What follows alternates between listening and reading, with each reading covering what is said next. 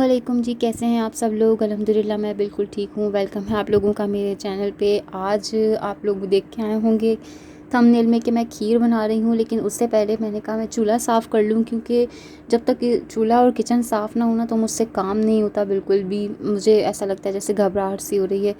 तो मैंने सोचा कि सबसे पहले मैं चूल्हा साफ़ कर लेती हूँ आगे पीछे से, और इसकी सारी स्टैंड्स वगैरह।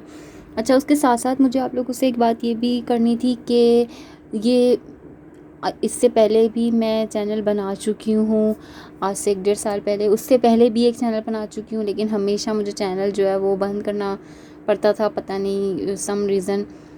तो अब आप लोगों ने बस एक काम करना है कि इस दफ़ा मुझे इतना सपोर्ट और इतनी जल्दी सपोर्ट करना है कि मैं ग्रो कर जाऊँ, और अल्हम्दुलिल्लाह इंशाल्लाह मैं करूँगी भी। और आप लोगों का सपोर्ट चाहिए बस मुझे। तो इसी तरह से मैं जो हूँ वो क्या कहते हैं, वीकली या ट्वाइस अ वीक मैं इस तरह से अपना पूरा चूल्हा साफ़ कर लेती हूँ। और अगर कोई जैसे गंदगी पहले ही मच जाती है तो फिर मैं उसको पहले ही साफ़ करती हूँ, मतलब साथ साथ ही। तो चूल्हे साफ़ करने के बाद मैं चूल्हा जला देती हूँ, ताकि जो है वो पानी वगैरह जो भी है वो सूख जाए। और उसके साथ साथ अब हम अपनी वीडियो को स्टार्ट करते हैं, खीर की रेसिपी। तो उसके लिए मैंने सबसे पहले ये नॉन स्टिक का पैन ले लिया है, उसमें मैं दूध डाल दूँगी। और दूध को जो है वो बॉयल आने तक जो है वो हमने पकाना है। लेकिन क्या कहते हैं, दूध गर्म होते साथ ही जो है ना बॉयल आने तक उसमें इलायची डाल देनी है। ये मैंने थोड़ी सी वीडियो स्किप कर दी थी। थोड़ा सा दूध गर्म होने के बाद फिर आपने इलायची डालनी है। तो उसके साथ साथ अब मैं ले लूँगी आधा कप के करीब चावल। ये खीर माशाल्लाह इतनी मज़े की बनेगी, अगर आप लोग मेरी रेसिपी को बिल्कुल फ़ॉलो करके बनाएंगे तो आप लोग यकीन जाने इतनी मज़े की खीर बनेगी, जैसे हम बाज़ार में शादियों में खाते हैं वो सकोरियों वाली खीर जो होती है, बिल्कुल वैसा ही टेस्ट है। और चावलों को आपने ना इतनी अच्छी तरह धोना है, इतनी अच्छी तरह धोना है कि उसकी जो सारी सफ़ेदी जो पाउडर होता है ना, वो आपने बिल्कुल पूरी तरह से निकाल देना है। उसको अच्छी तरह से, इतना अच्छी तरह क्लीन करना है कि उसमें बिल्कुल भी पाउडरी फॉर्म कुछ भी ना रहे। इससे भी इफ़ेक्ट पड़ता है खीर की खुशबू में भी और खीर के टेस्ट में भी। तो रगड़ रगड़ के चावलों को इस तरह से धोना है कि उसका सारा पाउडर निकल जाए और वो टूटना शुरू हो जाएँ। धुलते में ही वो इतना धुल जाएँ कि वो टूटना शुरू हो जाएँ, और फिर उसके साथ ही आपने उसको भिगो के रख देना है जब तक दूध में जो है वो बॉयल ना आ जाए। यहाँ पे दूध में जो है वो बॉयल आ गया है। अब आपने अच्छी तरीके से चमचा चला के जो इसकी मलाई है ना वो इसमें ही हल करनी है।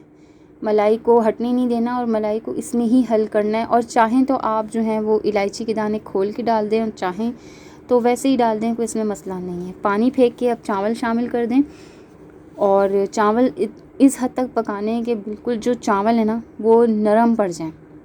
मकसद ये है कि वो दूध में ही गर्म हो और उसी में ही नरम हो जाए बिल्कुल ही। और चमचा चलाने का ना आप लोगों ने इस तरह ध्यान रखना है कि चावल नीचे लगने ना पाए, क्योंकि इस वक्त हमारा चावल जो है वो बिल्कुल साबुत है, तो लगने का डर हो सकता है। तो इसमें आपने अच्छी तरह चमचा चलाते रहना है, थोड़ी थोड़ी देर में, ज़्यादा वफ़ा नहीं करना। हर थोड़ी थोड़ी देर में जो है वो चमचा चलाना है। मैं बहुत आहिस्ता आहिस्ता चमचा चला रही थी, ये मैं वीडियो आप लोगों को स्किप करके दिखा रही हूँ, लेकिन ये कि ये देखें, ये मेरी स्पीड थी। और इस तरह से मैंने जो है वो आहिस्ता आहिस्ता आहिस्ता आहिस्ता चमचा चलाना है।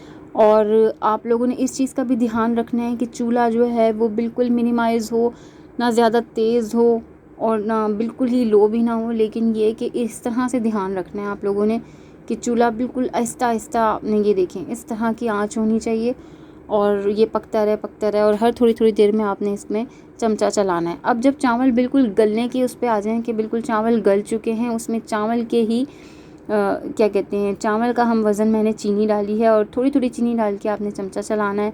और इस तरह से चमचा चलाना है कि एक ही डायरेक्शन में चलाना है।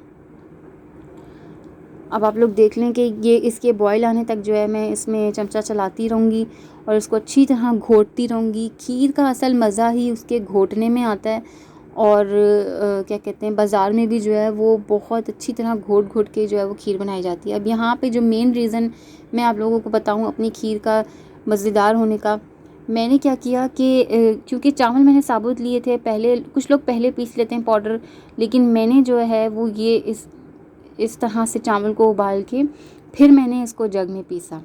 इस तरह से क्या हुआ कि चावल बिल्कुल नरम हो गए थे और एक पेस्ट सी मिल जाएगी हम लोगों को।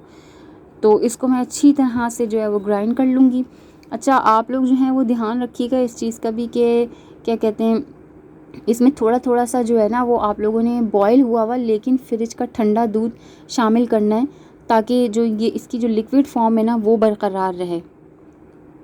और फिर इसके बाद इसको आहिस्ता आहिस्ता आपने इसमें शामिल कर देना है और अच्छी तरह से जो है वो इसको घोटना है, ताकि ये जो पेस्ट है वो अच्छी तरह घुल जाए। घबराना नहीं है बिल्कुल भी, चमचा चलाने से बिल्कुल सब सेट हो जाएगा, लेकिन ये है कि बस चमचा चलाते रहना। लेकिन आपको जूसर में जो है वो आपने अपना ये जो ठंडा दूध है ना वो शामिल करना है, थोड़ा सा ठंडा दूध शामिल कर करके फिर उसको पीसना है अच्छी तरह से पीस के। और फिर मैंने इसके अंदर जो है वो पिस्ते बादाम शामिल कर दिए थे, उसका क्लिप मेरा लेना रह गया है। लेकिन ये कि अब आपने बस इसको अच्छी तरह से चमचा चला चला के घोट घोट के ना इसका इस तरह की फॉर्म बनानी है। मैं अभी आपको चमचे से निकाल के दिखाती हूँ कि इसकी जो अगर आप उंगली से उठाएं ना तो इसकी फॉर्म जो है वो ठहराव वाली हो जाए, मतलब ना ज़्यादा लिक्विडी हो ना ज़्यादा सख्त हो। ये मैं अभी आपको दिखाती हूँ।